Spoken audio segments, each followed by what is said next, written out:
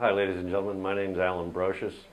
I'm Service Manager for Zodiac of North America, and I'm here today to show you how to build your Typhoon 310 solid inflatable boat.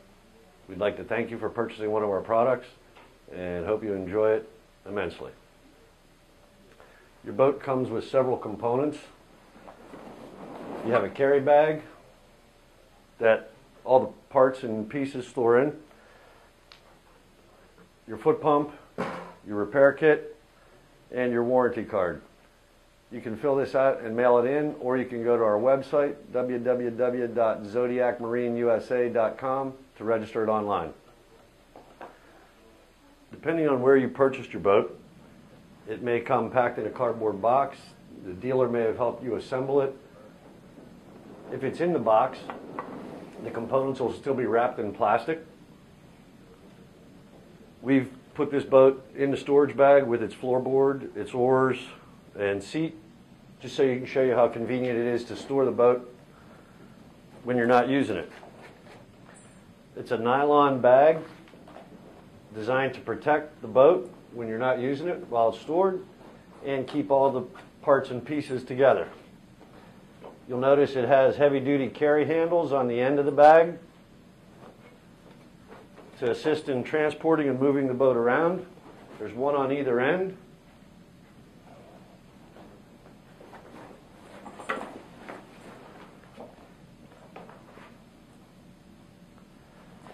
Keeping all the pieces and components for your boat in the bag helps to ensure you aren't missing anything when you want to get on the water.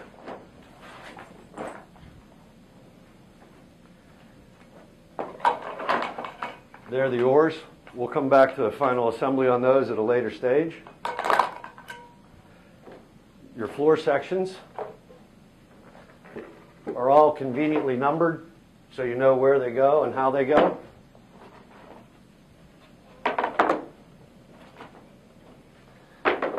The two stringers, which lock the floor assembly together inside the boat.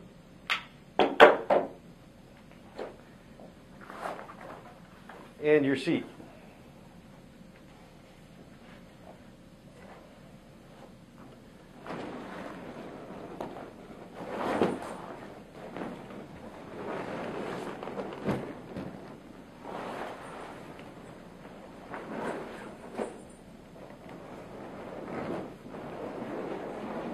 You unroll the boat.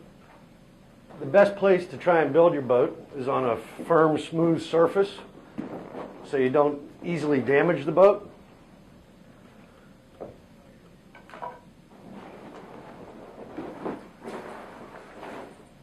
So once you get the boat unpacked, you can unfold it and then start putting the floorboards in.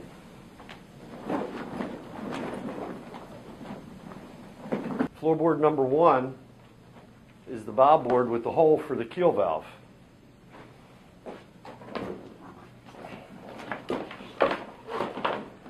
Simply put it in place. Make sure it fits all the way into the bow.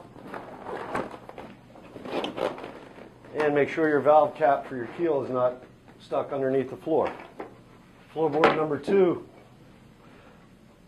joins with number one in the same process. It's got an aluminum H fitting on the edge, which joins it to floor number one.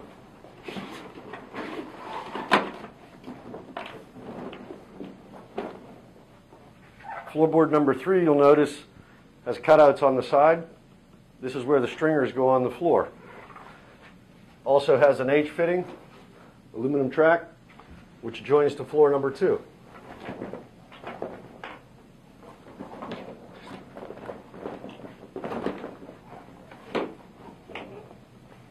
Floor number four has an aluminum track, H fitting, which joins to floor number three. And it also has a cutout for the drain and the transom.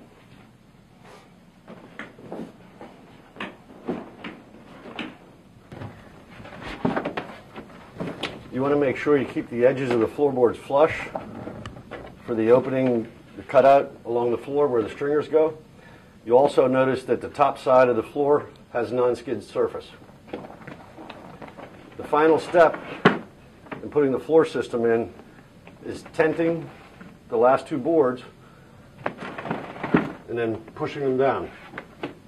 Your stringer is designed to clip onto the floor, and the curved edge goes up against the tube, and the air pressure locks the stringer onto the floor.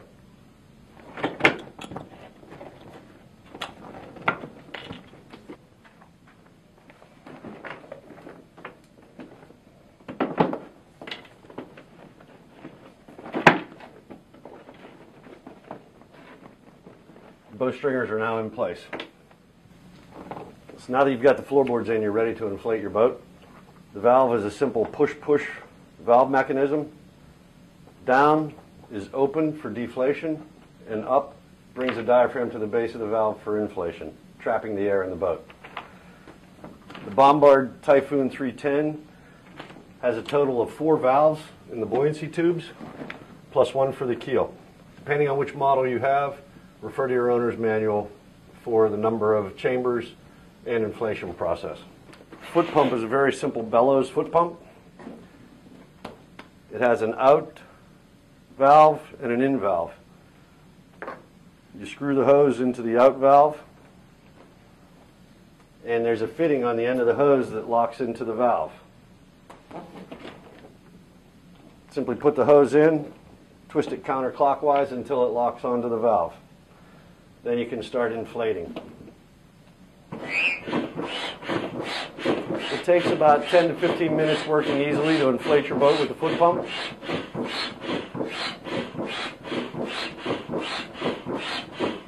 As you can see, the bellows moves a lot of air quickly.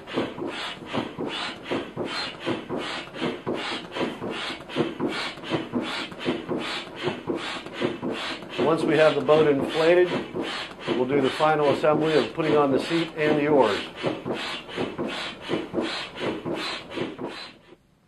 Okay, we've got the boat almost completely inflated, but we left one chamber low on pressure so we could put the seat in before finally topping off the boat to full pressure. So you put the seat tab on one side and put a little pressure on the tube and let the seat tab drop into the strap on the other side.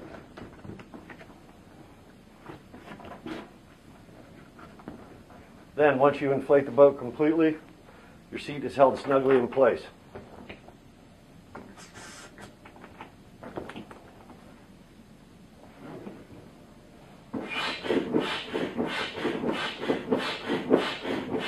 After we finish inflating the boat, we'll assemble the oars and put them on the oar locks.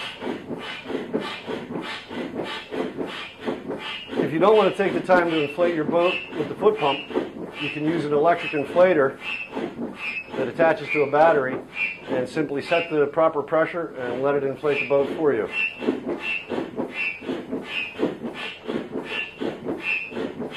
You can't overinflate your boat with the foot pump.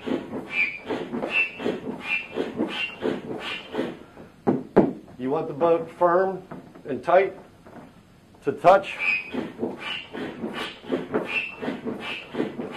to make sure the boat is properly inflated.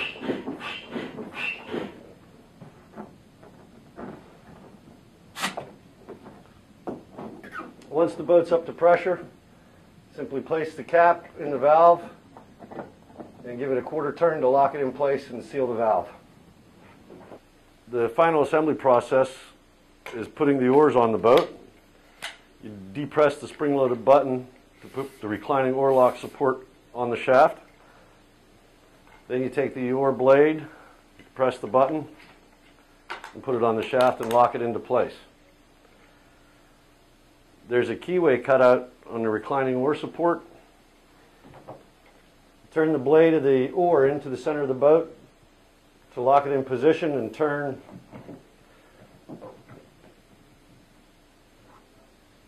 Once you have it in position, you can tighten your thumb screw on the reclining oar support.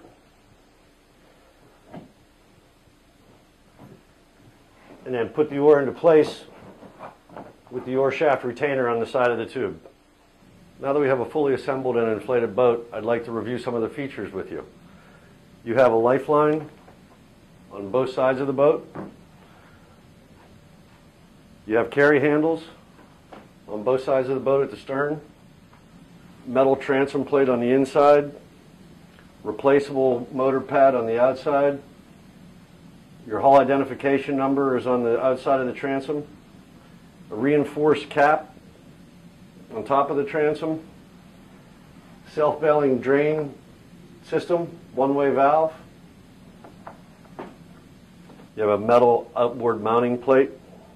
You have your capacity tag here that gives you all the specifications on the model. You also have 2 pre-drilled holes in the transom for lifting eyes, for davit lifting. You have accessory bow bag attachment points. You have a bow handle.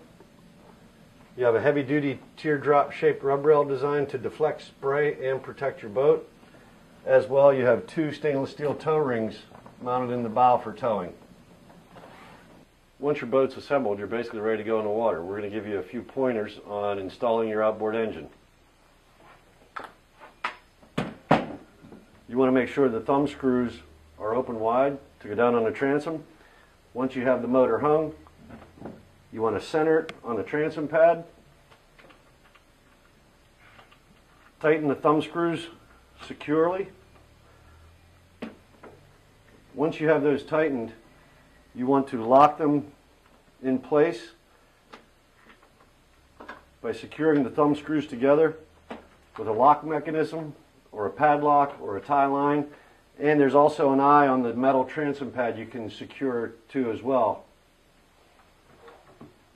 As you can see, we've already put the fuel tank in the boat with the fuel line connected. And you simply connect the other end of the fuel line to the engine like plugging in an extension cord to an outlet. As you can see, it's very simple to build these boats. It only takes 15 to 20 minutes for one person to assemble and be ready to go on the water. It's just as easy to break the boat down and pack it up in its bag for storage or taking back home from the water. We'd like to thank you again for purchasing your Bombard Typhoon and wish you years of enjoyment on the water.